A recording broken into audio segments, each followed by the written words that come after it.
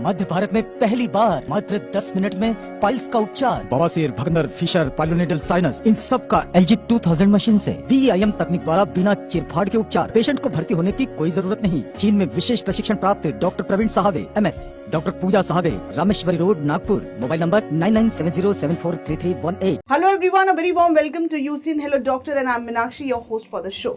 So आज हमारे साथ हैं बहुत ही जाने माने doctor Praveen Sahave, Abhyuday piles laser hospital and cosmetic gynaecologist centre से। डॉक्टर प्रवीण साहवे, आपका बहुत बहुत स्वागत है। आप हमेशा देखते हैं कि डॉक्टर प्रवीण हमारे साथ होते हैं और हम पाइल्स गुद विकार पे बहुत सारी चर्चा करते हैं। आज हमारा फोकस रहेगा बच्चे और बड़ों पर, बुजुर्गों पर कह सकते हैं, सीनियर सिटीजन पर। तो बच्चों और सीनियर सिटीजन में गुद विकार किस तरह से होता है, कैसी समस्याएं होती हैं, क्या सिम्टम्स होते हैं और इसका ट्रीटमेंट किस प्रकार किया जाता है, सारी बातों पर डिटेल में चर्चा करेंगे डॉक्टर प्रवीण साहवे से। फिर एक बार आपका स्वागत है।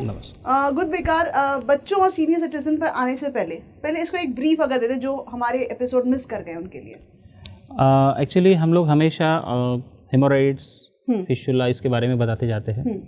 तो आज हमने टॉपिक जो चूज़ किया है खास तर बच्चों के लिए जी। और जो बुजुर्ग है हमारे घर में, हमने देखा कि लॉकडाउन की वजह से हम लोग सब घर में बैठे थे, तो मोस्टली अगर ज़्यादा प्रॉब्लम हुई होगी तो इस दो लोगों को हुई है। जो बच्चे स्कूल नहीं जा पा रहे हैं, घर में ही बैठे हैं, तो उनको कुछ बीमारियों का सामना करना पड़ रहा है। वैसे हमारे बुजुर्ग हैं, सीनियर सिटीजन्स है, उनको भी खासकर कुछ बीमारियों का सामना करना पड़ रहा है। तो उसमें कुछ कॉमन डिसीजेस है, जैसे कि बच्चों में अगर हम देखें तो कॉन्स्टिपेशन या ब्लीडिंग पाइल्स या ब्लीडिंग पर रेक्टम, ये कंप्लेंट्स बच्चों में हमें देखने के लिए मिली हैं। और मोस्टली हम लोग सतर्क रहे कि अगली थर्ड वेव बच्चों के लिए हानिकारक हो सकती है, इसलिए कुछ प्रिकॉशंस हमको लेना है, बच्चों के हेल्थ पे ध्यान देना है। और यही सभी चर्चाओं को हम लोग आज इस उपलक्ष्य में रखने वाले हैं। एक अलग अलग दायरा होता है, एक लिमिटेशंस, एज लिमिट होती है। जैसे टॉडलर्स होते हैं तो टॉडलर्स में हम खान पान का बहुत ज़्यादा ध्यान रखते हैं, बच्चों को टाइम पे फीड करना, लिक्विड की मात्रा ज़्यादा होती है। बट इन्फेंट्स होते होते वो थोड़ा सा बच्चे जो होते हैं ना, मन मौजी हो जाते हैं खाने पीने का। तो इसमें अगर बच्चों में जैसे रक्तस्राव होता है गुद मार्ग से, तो ये क्या कारण हो सकते हैं? ब्लीडिंग पर रेक्टम यानी गुद मार्ग से अगर बच्चों में रक्तस्राव होता है तो उसका एज के अनुसार अलग अलग कारण होते हैं। जैसे एकदम जो छोटे बच्चे हैं, जिसको हम लोग नियोनेट्स बोलेंगे, जो 1 दिन से 1 महीने का जो समय है, ऐसे बच्चों में मोस्टली जो कारण होता है हार्ड स्टूल होने की वजह से या इंटेस्टिनल कुछ ऑब्स्ट्रक्शन होने की वजह से ब्लीडिंग हो सकता है। और बाद में जो इन्फेंट का जो एज है, 1 महीने से 2 साल के एज तक, इन बच्चों में मैक्सिमम पॉलिप्स पाए जाते हैं। अच्छा। मल्टीपल पॉलिपोसिस नाम की एक बीमारी होती है जो फैमिलियर हिस्ट्री जिनमें होती है, ऐसे पेशेंट्स में पाई जाती है, जिसमें मल्टीपल पॉलिप्स पाइल्स के जैसे ही दिखते हैं और ऐसे मस्से गुद भाग की जगह पर होते हैं। ऐसे मस्से अंदर अतड़ियों में भी होने की शक्यता बच्चों में होती है। तो उसकी वजह से बच्चों में ब्लीडिंग हो सकता है। कभी कभी ब्लडी डायरिया है, अमेबिक डिसेंट्री है, इसकी वजह से बच्चों में ब्लीडिंग हो सकता है। वर्म इन्फेक्शन है, उसकी वजह से बच्चों में रक्तस्राव हो सकता है। उसके बाद का जो एज है, चाइल्ड एज आफ्टर 2 इयर्स, उसमें पॉलिप्स जो कि मोस्ट कॉमन है। कुछ फैमिलियर हिस्ट्री अगर बच्चों में है तो उनके पेरेंट्स को अगर हेमोरॉइड्स है तो बच्चों में भी हेमोरॉइड्स होने के चांसेस होते हैं। कुछ बच्चों में हिरस्प्रिंग्स डिसीज़ पाया जाता है, जिसमें होता है कि बच्चा जैसे जब छोटा होता है तो इनिशियली उसको कॉन्स्टिपेशन स्टार्ट हो जाता है। जब बच्चा पैदा होता है तो म्यूकोनियम जो स्टूल पास करना बोलते हैं, वो न करते हुए बच्चों को इनिशियली वो कॉन्स्टिपेशन की स्टेज शुरू हो जाती है। और उसकी जो कोलॉन है, अतड़िया है, उसमें विशिष्ट प्रकार की कुछ सेल्स होती है जिसको गैंग्लियन सेल्स बोलते हैं। वो एब्सेंट होती है, यानी उसकी वजह से बच्चों में ये प्रॉब्लम्स होती जाती है। तो ऐसे अनेक प्रकार के प्रॉब्लम्स बच्चों में पाई जाती है। कभी कभी बच्चों में अतड़ियों का इन्फेक्शन होने से ब्लीडिंग होता है। फिशर यानी वहाँ पर हार्ड स्टूल बच्चा करता है तो उसकी वजह से चीरा होके ब्लीडिंग होने के चांसेस होते हैं। तो बच्चों के गुद मार्ग से अगर कभी भी माता को, मदर्स को अगर ब्लीडिंग दिखता है तो उसको तुरंत उसका जांच करना जरूरी है। अपने पीडियाट्रिशियन से आप कंसल्ट कर सकते हैं और उसका सही प्रकार से अगर हम लोग डायग्नोसिस करते हैं तो उसका इलाज संभव है। बच्चों में जैसे देखा जाता है कि खान पान का तो बहुत ध्यान रखा जाता है, लेकिन जैसे आपने कहा कि बाय बर्थ भी हो सकता है, लेकिन अगर आफ्टर बर्थ होता है, क्या कारण हो सकते हैं इसके?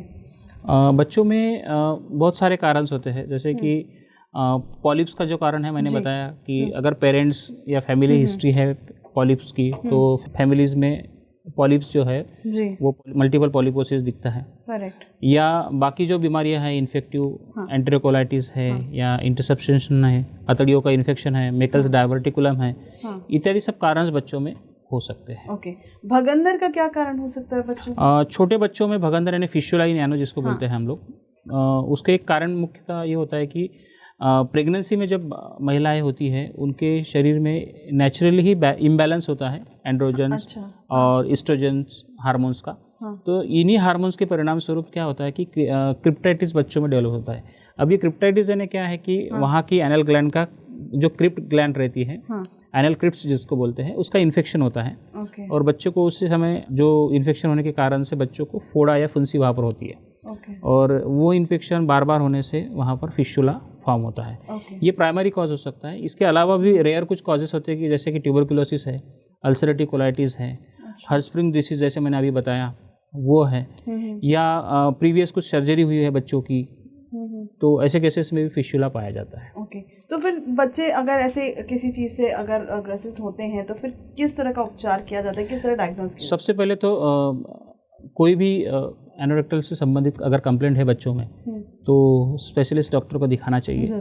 उसका सही ढंग से इलाज पहले निदान करना जरूरी है। जैसे बच्चों में कुछ केसेस ऐसे होते हैं कि जैसे पीआर एग्जामिनेशन कभी कभी पॉसिबल्स नहीं होते, बच्चे ज़्यादा रोते हैं तो उनको एनेस्थीसिया देके प्रोरेक्टल एग्जामिनेशन किया जाता है।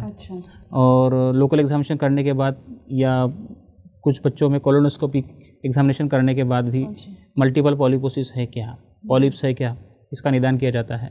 और ऐसे बच्चों में अगर कुछ हमको कारण मिलता है तो उसको हम लोग लेज़र के माध्यम से ठीक कर सकते हैं। ओके, उपचार आयुर्वेद बच्चों पे पॉसिबल रहता है किस तरह? बिल्कुल कर सकते हैं। इनिशियल स्टेज में हर एक बच्चों के लिए ऑपरेशन की आवश्यकता नहीं रहती है। इनिशियल स्टेज में कुछ आयुर्वेद मेडिसिन है जो बच्चों को हम लोग देते हैं, या लोकल ट्रीटमेंट है। बच्चों को मोस्टली सीड्स बाथ पानी में बैठना पसंद है, तो सीड्स बाथ के लिए हम लोग कुछ वनस्पतियां हैं, जैसे पंचवल्कल का क्वाथ देते हैं। 5 प्रकार की वनस्पतियां रहती है जिसमें कुछ काढ़ा बना के हम लोग उसमें बैठने के लिए बच्चों को बोलते हैं। और बच्चों को पानी में बैठना पसंद होता है, इसलिए ये ट्रीटमेंट को बच्चे काफ़ी पसंद करते हैं। बच्चों के हिसाब से उस ट्रीटमेंट को और कुछ मात्रावस्थी थेरेपीज होती है जिसके तेल के द्वारा हम लोग ट्रीटमेंट करते हैं, एनिमा देते हैं। या फिर जो बच्चे नहीं कर पाते तो उनके लिए तेल का गॉज, विशिष्ट मेडिकेटेड ऑयल, उसको रख के ये ट्रीटमेंट किया जाता है। ओके, क्योंकि बच्चे हैं, बच्चों का वो खास ध्यान रखा जाता है। बच्चों में कॉन्स्टिपेशन भी काफ़ी पाया जाता है जब बच्चे इस दुनिया में जन्म लेते हैं, और धीरे धीरे कई बार बच्चों में देखा जाता है कि उन्हें मोशन पास ही नहीं होते। ये भी एक समस्या होती है। फिर बाद में जब पास होते हैं फिर कई लोगों को 2-2, 3-3, 4-4 दिन का कॉन्स्टिपेशन, तो ये क्या कारण है इसके पीछे? मोस्टली देखेंगे हम लोग, जैसे हम लोग नियोनेट्स, इन्फेंट्स और चिल्ड्रन, इन तीनों में कॉन्स्टिपेशन के अलग अलग कारण हैं। जो बच्चे जिनको मिल्क प्रोटीन की एलर्जी होती है, जो मोस्टली बॉटल फीडिंग करते हैं बच्चे, उन बच्चों को कॉन्स्टिपेशन होने की शक्यता ज़्यादा रहती है। क्योंकि माता का दूध सबसे श्रेष्ठ दूध है और वही देना चाहिए। किसी किसी केसेस में ऊपर से फीडिंग देना पड़ता है, दैट इज़ नो ऑप्शन। पर ऐसे बच्चों में ये प्रॉब्लम्स मिलती है। तो ऐसे बच्चों को अगर आप दूध गर्म करते समय थोड़ा सा सोट का जो पाउडर है वो डाल के आधा चम्मच उसमें अगर दूध गर्म करके वो बच्चों को अगर देते हैं तो उससे बच्चे का पाचन तंत्र अच्छा होता है। और दीपन पाचन औषधि होने से बच्चों को कॉन्स्टिपेशन की समस्या नहीं होती है। या फिर मनुका जैसे जो हम लोग खाते हैं उसका पानी भिगाकर उस पानी में अगर हम लोग दूध को उबाल कर बच्चों को देंगे तो उससे भी कॉन्स्टिपेशन की समस्या नहीं होती है। और बच्चों में मोस्टली ये जो कारण होते हैं उसके अनुसार उसकी ट्रीटमेंट जो है वो करना चाहिए। किस तरह उपचार किया जाता है अगर कॉन्स्टिपेशन की समस्या बहुत ज़्यादा है, बहुत परेशान करने वाली है, तो फिर किस तरह से उपचार किया? कॉन्स्टिपेशन के कारण में जैसे हमने देखा, जैसे कि अभी हमने देखा कुछ बच्चों में इनिशियली स्टेज में हाइपोथायराइडिज्म पाया जाता है। तो ऐसे बच्चों में थायराइड की ट्रीटमेंट करना ये पहला ट्रीटमेंट होता है। और इनिशियल स्टेज में अगर बच्चे आते हैं तो उनको खान पान में बदलाव करना, सबसे अवॉइड ऑफ जंक फूड, ये सबसे मेन कारण जो अभी बच्चों में पाया जाता है। बच्चे अभी लॉकडाउन में घर में हैं, बच्चों के सामने सिर्फ टीवी और मोबाइल है और जंक फूड हम लोग घर में बना के या बाहर से मंगा के खा रहे हैं, तो ये सब अवॉइड करना चाहिए। और बच्चों में खाने के लिए वनस्पतियाँ की जो मेडिकेशन है, हर्बल मेडिकेशन, वो दे सकते हैं। और बच्चों का वजन, उसकी प्रकृति, ये सब देखकर उसके अनुसार वो दवाइयाँ जो है हम लोग देते हैं। अच्छा, इम्यूनिटी को बढ़ाने के लिए अभी सुवर्ण प्राशन जैसे कल्प हम लोग दे सकते हैं, तो इसका भी उपाय हम लोग कर सकते हैं। जी, ये तो रही बच्चों की बात। अगर हम सीनियर सिटीजन की बात करें, वैसे देखा जाता है कि ये जो समस्या है, गुद विकार की समस्याएं पहले ज़माने में बहुत ज़्यादा बड़े बुजुर्गों को एक सर्टेन एज लिमिट के बाद ही ये पाई जाती थी, लेकिन आजकल हमारी जो लाइफस्टाइल है वो इतनी ज़्यादा चेंज हो गई है कि अब सीनियर सिटीजन्स को शायद ना होती हो, क्योंकि उनका खान पान इतना अच्छा रहता है और हम यंग जनरेशन में जो है ये पाई जाती है और अब तो बच्चों में भी पाई जा रही है। सीनियर सिटीजन्स में अगर कॉन्स्टिपेशन होता है तो इसके क्या कारण क्या होते हैं? सीनियर सिटीजन्स के कॉन्स्टिपेशन के अलग अलग कारण हो सकते हैं। एक तो पेशेंट अगर बेड रिडन है, लॉन्ग ड्यूरेशन से चल नहीं पा रहा है, किसी ऑपरेशन के बाद बेड रिडन है, तो ऐसे पेशेंट्स में कॉन्स्टिपेशन पाया जाता है। दूसरा है कोई न्यूरोमस्कुलर डिसऑर्डर्स पेशेंट्स में है, तो जिसमें ब्लैडर का कंट्रोल चला जाता है या रेक्टम का कंट्रोल चला जाता है, पोस्ट स्पाइनल सर्जरीज या और भी कुछ सर्जरीज है, तो उसकी वजह से कॉन्स्टिपेशन डेवलप होता है। तीसरा है अगर बुजुर्ग या सीनियर सिटीजन कोई मेडिकेशंस ले रहे हैं, जैसे कि एंटी पार्किंसन की जो मेडिसिन है, एंटी डिप्रेशन की जो मेडिसिन है, या एंटी कन्वर्जन की जो मेडिसिन है, जिनको मिर्गी आती है, तो ये लॉन्ग ड्यूरेशंस के लिए मेडिसिन लेना पड़ता है। तो इन सब मेडिसिन की वजह से भी कॉन्स्टिपेशन हो सकता है। इसके अलावा आयरन का सेवन अगर पेशेंट्स कर रहे हैं और कैल्शियम चैनल ब्लॉकर्स जिसको एंटासिड्स कहते हैं, इसका अगर आप सेवन कर रहे हैं, तो इन सब मेडिकेशंस की वजह से भी लॉन्ग टर्म कॉन्स्टिपेशन एडल्ट्स में डेवलप हो जाता है। तो कॉन्स्टिपेशन का कहीं ना कहीं एक सिवियर एक प्रॉब्लम भी हो सकती है सीनियर सिटीजन में, क्योंकि एज लिमिट जो है, एज फैक्टर जो है वो बहुत ज़्यादा तकलीफदायक है। तो कैसे डील किया जा सकता है इससे? एडल्ट या सीनियर सिटीजन्स में कॉन्स्टिपेशन का कारण क्या है वो देख के हम लोग ट्रीटमेंट करते हैं। जैसे कि मोस्टली अभी पोस्ट कोविड बहुत सारे पेशेंट्स में कॉन्स्टिपेशन देखने के लिए मिला है, जो लोग कोविड से ठीक हो गए हैं, बट आफ्टर दैट उनको कॉन्स्टिपेशन और हिमोरेड्स की तकलीफ बढ़ी है, बहुत ज़्यादा पाया है। तो ऐसे पेशेंट्स में हम लोग कुछ आयुर्वेदिक मेडिकेशंस हैं, जैसे कि हरितकी का चूर्ण है, कुनकुने पानी के साथ 2 से 3 चम्मच कुनकुने पानी के साथ रात को देते हैं। इसके अलावा और कुछ मेडिकेशंस हैं, जैसे हम लोगों ने कुछ किट बनाई है, उसका भी हम सेवन कराते हैं पेशेंट्स को।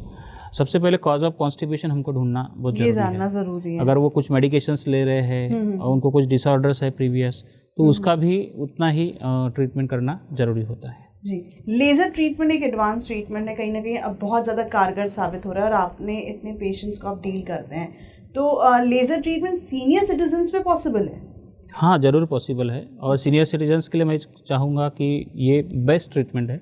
क्योंकि एक तो इन लोगों को ज़्यादा दिन हॉस्पिटल में एडमिट करने की आवश्यकता नहीं होती है। लेज़र में दूसरा फ़ायदा है कि ये पेनलेस ट्रीटमेंट है, इसमें कॉम्प्लिकेशंस बहुत कम है, इसमें ब्लीडिंग नहीं होता है, और अपने day to day routine life में पेशेंट जल्दी लौट जाता है। और हमने देखा है कि इस लॉकडाउन के अंतराल में जो सीनियर सिटीजन्स है उनको विशेष ध्यान देने की आवश्यकता होती है। तो ऐसे समय में जैसे हॉस्पिटल स्टे ज़्यादा रहते हुए पेशेंट क्या होता है कि अगर हॉस्पिटल में ज़्यादा दिन एडमिट रहा तो उसको और बीमार हुए जैसा लगता है। तो लेज़र के माध्यम से अगर ट्रीटमेंट करते हैं तो ये सुरक्षित है और बाकी कुछ कॉम्प्लिकेशंस होने की जो पॉसिबिलिटीज़ है वो बहुत कम है। सीनियर सिटीजन में सर्जरी कब ज़रूरी हो जाती है? जैसे हम लोग अलग अलग बीमारियों की सीनियर सिटीजन्स में बात करते हैं, जैसे हिमोराइड्स में अगर ग्रेड 1 ग्रेड 2 है तो अर्ली ग्रेड 1 और ग्रेड 2 मेडिसिन से ही ठीक होते हैं, पर ग्रेड 3 और ग्रेड 4 को लेज़र ट्रीटमेंट या और ट्रीटमेंट की आवश्यकता पड़ती है। वैसे ही फिशुला में है, इसको भगंदर या नारी घाव कहते हैं, तो इसमें भी अगर फिशुला अगर फॉर्म हुआ है तो उसको लेज़र या बाकी ट्रीटमेंट की आवश्यकता पड़ती है। पाइलोनेडल साइनस है, इसमें भी लेज़र ट्रीटमेंट या सर्जरी की आवश्यकता पड़ती है। कभी कभी ऑब्स्ट्रक्टिव डिफिकेटिव सिंड्रोम नाम की एक बीमारी होती है, जिसमें पेशेंट्स या मोस्टली एल्डर पेशेंट जिनको मोशन एक बार जाने के बाद भी ऐसा लगता है कि मुझे मोशन साफ नहीं हुई है, उनको लगातार कॉन्स्टिपेशन होते जाता है और कई सालों तक कोई चूर्ण या पाउडर या दवाइयाँ वो खुद लेते आ रहे हैं। तो ऐसे पेशेंट्स के लिए मैं कहना चाहूँगा कि पहले हम लोग उसका निदान करें। ऑब्स्ट्रक्टिव डिफिकेटिव अगर सिंड्रोम आपको है तो उसके लिए आपको मेडिसिन से फ़ायदा नहीं होगा। ऐसे पेशेंट्स में सर्जरी की ही आवश्यकता पड़ती है। उसके लिए एक MRI डिफिकोग्राम नाम की तपासनी या जांच की जाती है। उसमें ऑब्स्ट्रक्शन कहाँ पर है वो फाइंड किया जाता है, और ये अगर सर्जरी हम लोग करते हैं उसके बाद तो डेफिनेटली ये प्रॉब्लम ठीक हो जाता है। डॉक्टर, कहीं कहीं बच्चों में जब हम बात कर रहे थे तो बच्चों में ये पाया जाता है और आजकल काफ़ी कॉमन हो गया है, तो बच्चों में क्या सर्जरी तक की ऐसे कंडीशंस आ सकती हैं? इमरजेंसीज स्टेज में अगर ऑब्स्ट्रक्शन हुआ है या और भी कुछ कारण है तो ऐसे केसेस में इमरजेंसी सर्जरीज करना पड़ सकता है। जैसे पॉलिप्स है, पॉलिप्स की वजह से सीवियर ब्लीडिंग हो रहा है तो ऐसे केसेस में भी लेज़र ट्रीटमेंट या सर्जरी की आवश्यकता होती है। फिशुला में या एब्सेस है तो इंसिजन एंड ड्रेनेज ट्रीटमेंट है, पस को निकालना है, या फिर फिशुला में लेज़र ट्रीटमेंट है, ये करने की आवश्यकता बच्चों में भी पड़ सकती है। ओके, ये जो फिशुला उपचार पद्धति है ये कौन सी पद्धति है? फिशुला यानी नाली घाव, भगंदर जिसको बोलते हैं, और फिशुला का ट्रीटमेंट करने के लिए हम लोग विविध पद्धतियों का उपयोग करते हैं। कि फिशुला के लिए अगर हम लोग इनिशियल स्टेज में देखेंगे तो इंसिजन एंड ड्रेनेज, चीरा देके उस पस को बाहर निकालना, ये एक ट्रीटमेंट होता है। दूसरा होता है जिसको फिशुलेक्टॉमी कहा जाता है। फिशुलेक्टॉमी यानी जहाँ तक फिशुला की ट्रैक बनी हुई है उस फिशुला के ट्रैक को चीरा देके निकालना। उसको इसके बाद लिफ्ट प्रकार की एक ट्रीटमेंट होती है फिशुला के लिए, जिसमें लाइगेशन ऑफ इंटरस्फिंक्टरिक ट्रैक्ट। इसमें पूरा बड़ा लंबा घाव ना देते हुए दोनों स्फिंक्टर के बीच में जो फिशुला के ट्रैक्ट हुए उसी को कट करते हैं और दोनों ट्रैक्ट का कनेक्शन बंद कर देते हैं, जिससे फिशुला ठीक हो जाता है। इनकॉन्टिनेंस या वहाँ की मसल का जो कंट्रोल है वो भी जाने की डर पेशेंट को नहीं रहता है। बाद में एक ट्रीटमेंट होती है फिक्सेशन डिवाइस। फिक्सेशन डिवाइस यानी जो एंटीरियर फिशुला होते हैं, स्ट्रेट फिशुला होते हैं, लॉन्ग फिशुला होते हैं, जैसे कि 6 सेंटीमीटर 7 सेंटीमीटर, तो ऐसे फिशुलास के लिए फिक्सेशन नाम की एक मेथड है जिसमें फिशुला के सिर्फ ट्रैक को निकाला जाता है, बाकी और कोई बड़ा घाव नहीं होता है। और ये भी अच्छी काफ़ी सहायक पद्धति सिद्ध हुई है। इसके बाद है फिलैक, जिसको फिशुला लेज़र क्लोजर बोलते हैं। फिशुला का लेज़र के माध्यम से जो उपचार होता है, इसमें जो एक्सटर्नल ओपनिंग यानी लंबी जो ट्रैक होती है फिशुला की, जहां हम लोग एक्सटर्नल ओपनिंग से शुरुआत करके इंटरनल ओपनिंग तक जाते हैं, फिशुला की पूरी ट्रैक को लेज़र से एक प्रकार से एब्लेशन किया जाता है और इंटरनल ओपनिंग को सूचर से क्लोज किया जाता है। इसमें कोई बड़ा घाव नहीं होता। पेशेंट अपनी ट्रीटमेंट लेके नेक्स्ट 2 दिन में अपने रूटीन काम पे जा सकता है। तो ये फिलैक ट्रीटमेंट भी है। अभी वाफ्ट नाम की भी एक ट्रीटमेंट है जिसको वीडियो असिस्टेड फिशुला ट्रीटमेंट कहा जाता है। इसमें एक विशिष्ट दूरबीन के माध्यम से पूरे ट्रैक को देखते हैं, उसको क्यूरेट किया जाता है और फिर इस फिशुला का ट्रीटमेंट किया जाता है। कोई और एडवांस जो ट्रीटमेंट फिशुला में है, इसका फिशुला के साइज, फिशुला का लोकेशन और ड्यूरेशन, ये सब देख के हम लोग फिशुला का ट्रीटमेंट डिसाइड करते हैं। और जो लॉन्ग फिशुला है, रिकरेंट फिशुला है, ऐसे फिशुला में आयुर्वेदिक क्षारसूत्र थेरेपी ये भी बेस्ट थेरेपी है, जिसमें हम लोग एवरी वीक एक मेडिकेटेड सेटॉन चेंज करते हैं। एक कोई बड़ा ऑपरेशन नहीं होता है, इसमें ओपीडी बेस प्रोसीजर है और इससे फिशुला का जो ट्रैक्ट है वो कंप्लीट क्योर होके रिकरेंसेस के चांसेस बहुत कम होते हैं। ओके, आपके यहाँ लेज़र ट्रीटमेंट अवेलेबल है और आप इतने टाइम से लोगों को सर्व कर रहे हैं, तो लेज़र ट्रीटमेंट को थोड़ा अगर डिटेल में जानना चाहें तो क्या कहेंगे? लेज़र ट्रीटमेंट में ये होता है कि इसमें किसी भी प्रकार का बड़ा घाव नहीं होता, टाँके लेने की आवश्यकता थेरेपी बोल सकते हैं। टारगेट लेज़र में एक विशिष्ट प्रकार का लेज़र होता है, उसको जैसे कि हेमोरॉइड की बात करेंगे या पाइल्स की बात करेंगे तो लेज़र से पाइल्स के बेस में एक एनर्जी दी जाती है, जिससे वो पाइल्स के जो मस्से हैं वो डिसॉल्व हो जाते हैं या श्रिंक हो जाते हैं या नॉर्मल अपनी पोजीशन में चले जाते हैं। इसमें कोई काट पीट नहीं होती है, कोई चीरफाड़ नहीं होता है, तो पोस्ट ऑपरेटिव पेन भी पेशेंट को नहीं होता है। और इससे नॉर्मल जो म्यूकोजा है वो भी टियर नहीं होता, तो उसकी वजह से पोस्ट ऑपरेटिव पेन या ब्लीडिंग ये भी नहीं होता। और वहाँ की जो मसल है उसको भी कोई इंजरी नहीं होती है, तो इनकॉन्टिनेंस के चांसेस भी इसमें नहीं होते। फिशुला में भी सेम वैसे ही है, इसमें भी कोई चिरफाड़ नहीं होती है। पाइलोनेडल साइनस नाम की एक बीमारी होती है जिसमें नेटल क्लेफ्ट जो अपना बटक का पोर्शन है वहाँ पर एब्सेस रिकरेंट होते हैं और साइनस बन जाता है, तो इसमें भी लोकल एनेस्थीसिया में ट्रीटमेंट हो सकता है। और इसमें लॉन्ग टर्म आपको हॉस्पिटल में एडमिट रहने की आवश्यकता नहीं है।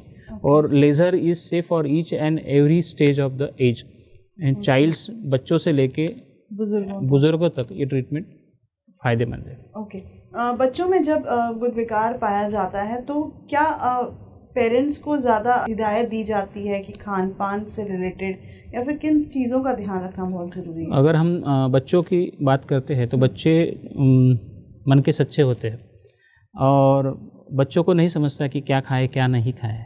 जो जंक फूड है, जो टीवी में एड्स देखते हैं, वही बच्चे मंगाते हैं या खाने की जिद करते हैं। तो हमें स्पेशली इस पैंडेमिक में बच्चों का ध्यान रखना ज़रूरी है। बच्चों को आयुर्वेदीय डाइट फॉलो करना बहुत ज़रूरी है। उनके खान पान में एटलीस्ट आयुर्वेदिक मेडिकेशंस का उपाय करना हमको ज़रूरी है।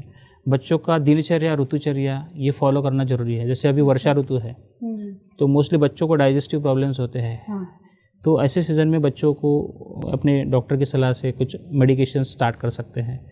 बच्चों को मनुका का सेवन, जिनको कॉन्स्टिपेशन है उनको दे सकते हैं।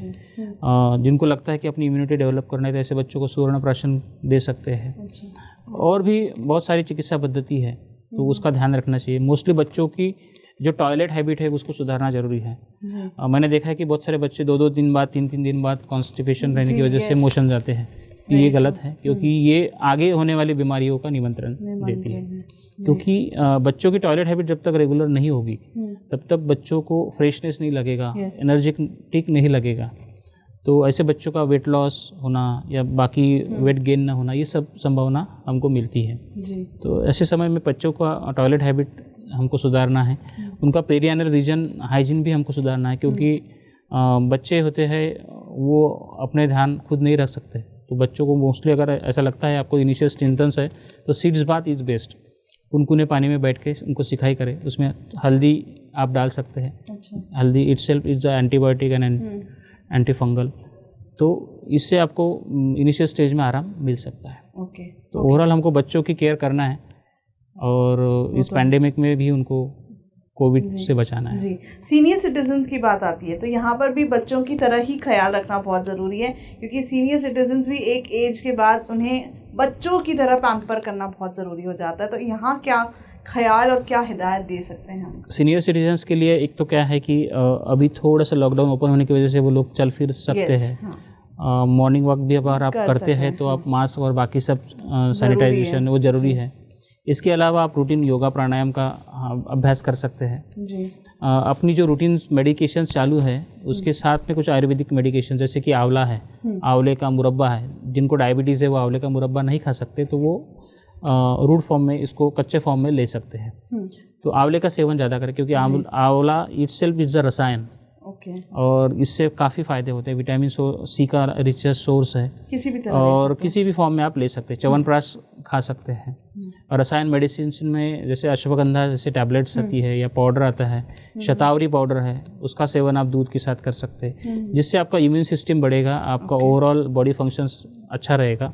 और जिनको ज़्यादातर कॉन्स्टिपेशन की समस्या है वो हरितकी का सेवन 3 से 5 ग्राम के चूर्ण रात को कुनकुने पानी के साथ ले सकते हैं या त्रिफला गुग्गुल का सेवन या अभयारिष्ट का सेवन 3 से 4 चम्मच पानी में मिलाकर सुबह शाम कर सकते हैं। और बेटर वे इस सीज़न में अगर आप मात्रा बस्ती का कोर्स करते हैं, एक विशिष्ट प्रकार का मेडिकेटेड एनिमा दिया जाता है तो आपको पूरे साल भर में वात व्याधि जो 80 प्रकार बताए गए आयुर्वेद में या और भी अन्य बीमारियां हैं जैसे कि संधिवात है, आमवात है या और भी वात से रिलेटेड बीमारियां हैं, उससे भी आप बच सकते हैं। कहीं ना कहीं आयुर्वेदा में एक डाइट चार्ट और डाइट जो होता है वो बहुत अच्छा होता है। आप हमेशा ये इसको मेंशन भी करते हैं। फिर से जिन्होंने मिस किया कि एक पूरा रूटीन किस तरह से होना चाहिए ताकि हम बाकी की समस्याओं को इन्विटेशन नहीं दें अपने लिए, तो ये बहुत एक्चुअली डाइट के बारे में मैं हमेशा बताता हूँ क्योंकि अन्न तारी अन्न मारी ऐसा कहा गया है।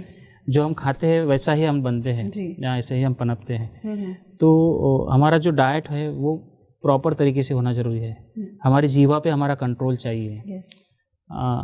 पिछले लॉकडाउन की वजह से हम लोग घर में बैठे हैं तो डेफिनेटली सबका वज़न बढ़ा है और बाकी और बीमारियां भी बढ़ी है। तो इसके लिए हमको डाइट फॉलो करना स्ट्रिक्टली सीज़न के हिसाब से जो डाइट लेना है वो फॉलो करना ज़रूरी है। जैसे कि अभी बरसात का समय आ रहा है तो ऐसे समय में हमेशा ताज़ा खाना खाएं, गर्म कुनकुना पानी पिए और दिन में ना सोए तो हमारी जो वात बढ़ने की जो शक्यता है वो काफ़ी कम हो जाती है। और इसके अलावा जिनको कॉन्स्टिपेशन या पाइल्स जैसे समस्या है वो फाइबरस डाइट ले, जिसमें इसबगोल की भूसी है उसको 1 से 2 ग्राम 3 ग्राम अपने डॉक्टर को दिखाकर वो ले सकते हैं। और साथ में अपने खान पान में सलाद का ज़्यादा से ज़्यादा इस्तेमाल करें। अभी सीजनल वेजिटेबल्स काफ़ी अच्छे आए हैं और उसका भी सेवन, फ्रूट्स का भी सेवन हम सीजनल फ्रूट्स का कर सकते हैं। और अपनी दिनचर्या को ऐसा बनाए कि आपका सुबह उठने का समय निश्चित हो, रात को सोने का समय निश्चित हो और सुबह और शाम का खाना मोस्टली 9-10 बजे सुबह और शाम को खाना 6-7 बजे के बीच अगर हो तो काफ़ी अच्छा रहेगा। बीच में आप हल्का सा स्नैक्स का भी ले सकते हैं। तो इसी अगर आयुर्वेद की दिनचर्या से हम पालन करते हैं तो डेफिनेटली हम सुखी रहेंगे और स्वस्थ रहेंगे, और आने वाले दिनों में हम हमारी रोग प्रतिकार क्षमता को बढ़ाते रहेंगे। जी डॉक्टर, कहीं ना कहीं पैंडेमिक सिचुएशन में जिस तरह से चीज़ें बहुत बदली, हमने बहुत कुछ देखा। फर्स्ट वेव थी तो हमारे लिए नया था, बहुत चेंज था, लेकिन हमारे लिए बहुत एक खतरनाक सिचुएशन थी। सेकेंड वेव उससे भी ज़्यादा सिवियर थी। अब कह रहे हैं थर्ड वेव भी आएगी जो कि बच्चों के लिए बहुत ज़्यादा हानिकारक होने वाली है, सिवियर कंडीशन होने वाली है। तो पैंडेमिक में कहीं ना कहीं हमें इन सारी चीज़ों का ध्यान रखना चाहिए। और जैसे कि कॉन्स्टिपेशन हमने बहुत सुना कि पोस्ट कोविड पेशेंट्स को कॉन्स्टिपेशन की जो चीज़ें हैं वो बहुत पाई गई। तो आगे ये थर्ड वेव से कहीं ना कहीं हमें बचना है और बहुत सी चीज़ों को हमें अपने बनाए रखना है। तो इस बारे में हम आयुर्वेदा के थ्रू क्या जान सकते हैं? सबसे पहले अगर हमारी रोग प्रतिकार क्षमता को हमको बढ़ाना है तो रसायन द्रव्य का सेवन करें। रसायन द्रव्य ने जो हमारी इम्यून सिस्टम को बढ़ाते हैं, जिसमें अश्वगंधा है, तुलसी है और गुड़ुची है। गुड़ुची घनावटी की टैबलेट फॉर्म आती है, वो ले सकते हैं, या जूस भी ले सकते हैं। आंवला है, आदि द्रव्यों का सेवन अपने नित्य आहार में होना चाहिए। अगर आपको आंवले का कोई चीज़ पसंद आती है तो नित्य आप आंवले का सेवन कर सकते हैं, जूस फॉर्म में कर सकते हैं। तो इसके अलावा योगा प्राणायाम भी उतना ही ज़रूरी है जितना कि अपना डाइट, और खान पान में बदलाव ना करें। बाहर के जंक फूड जितना हो सके अवॉइड करें, और मास्क, सैनिटाइज़र इसका इस्तेमाल तो हमको करना ही है। सोशल डिस्टेंसिंग का पालन भी करना है। और आयुर्वेद के माध्यम से हम लोग इनिशियल स्टेज में अगर मेडिकेशन प्रिवेंटिव कुछ लेते हैं, जैसे कि इसके लिए हम लोग हमारे सेंटर में कैप्सूल इम्यूनोपिल देते हैं, जो कि हमने खुद रिसर्च करके बनाई हुई है। तो उसका भी सेवन आप कर सकते हैं, जिससे हमारी इम्यून सिस्टम अच्छी रहेगी। जो कि गिर गाय के घी से बनी हुई दवाई है, कैप्सूल फॉर्म में है। और गाय का घी और गाय का दूध जो हमारे पुरातन संस्कृति में श्रेष्ठ माना गया है और हमारे हेल्थ के लिए भी श्रेष्ठ है। तो ये सब चीज़ों का हम लोग इस्तेमाल करके हमारे स्वास्थ्य को उत्तम रख सकते हैं। जी, thank you so much doctor साहब, आपकी ये सारी जानकारियाँ हमारे दर्शकों के लिए ज़रूर काम आई होगी। तो बस इतना ही कहूँगी कि सेकेंड वेव अब कहीं ना कहीं नॉर्मलाइज होती जा रही है और थर्ड वेव की एक अलर्ट दिया गया है। होप सो कि थर्ड वेव आए ही ना, बट अगर आती भी है तो आपको अपने आप को उसके लिए तैयार रखना है, और खासकर बच्चों का ध्यान बहुत ज़रूरी है देना। तो बस इतना ही कहूँगी कि खान पान का ख्याल रखें।